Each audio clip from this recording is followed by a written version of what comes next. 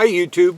Okay, today's video is focusing on my particular kind of upright refrigerator and how to keep stuff organized in it. Unlike our fridges at home, the one in the van is moving around.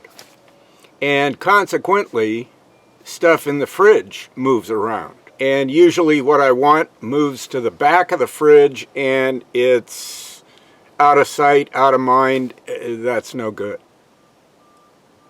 I'm kind of tired of, hunting around for stuff like that, having to take a lot of things out in order to find something. This is kind of what the fridge looks like normally. I've also had a problem with beer bottles, and they'll rattle around, and I have to keep them in the vertical slots, and they don't fit in there properly. The vertical slots aren't tall enough for beer. Or I got to keep them down where I keep milk and stuff like that. I also have a new interest in craft sodas, carrying them along with me as well. The bottles are a lot more fragile than a beer bottle, and so I've got to be a lot more careful with them. I already broke one. So as always, I try and come up with an economical solution, and I happen to be in the dollar store, and I saw these little bins, and I thought, 8.5 by 11.5. That might be just right. Maybe 2 of them would fit on those shelves in the refrigerator. So I bought some, and sure enough, when I opened them up and laid them out, they fit perfect. It makes it easy to organize all the little, packages of salami, cheese, different stuff like that, bread, tortillas. I can keep things organized in their own little sequestered area. Nothing goes to the back and gets lost. I can pull the whole bin out and see what's inside of it. And I really like that. It works out well. Now, onto those bottles.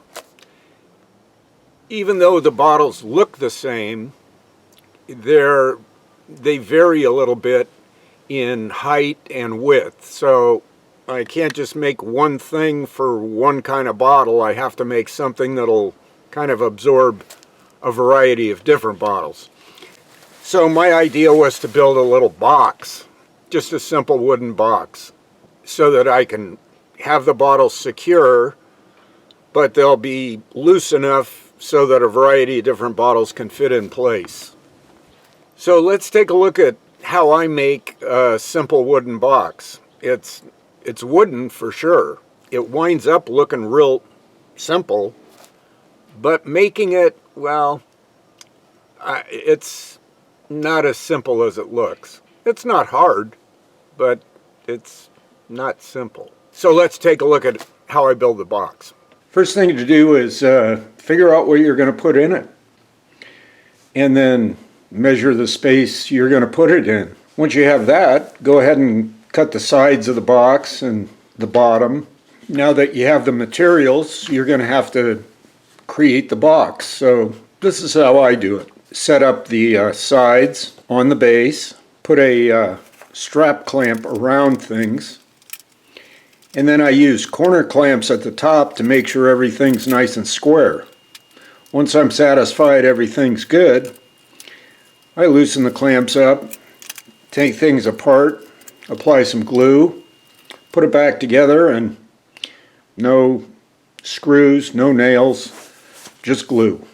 Next step is just time. Once the glue is set up, then we can take things apart and begin building the dividers and putting in the padding to protect the bottles from jostling around in the van when it's moving. So there it is. The box is all glued up.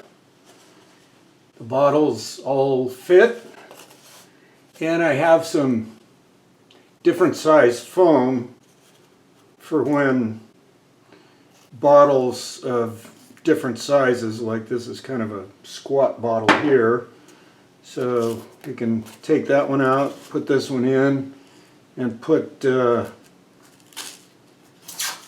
for example, put a skinnier bottle in, and stuff still doesn't rattle around. This is about 1/4 of an inch difference.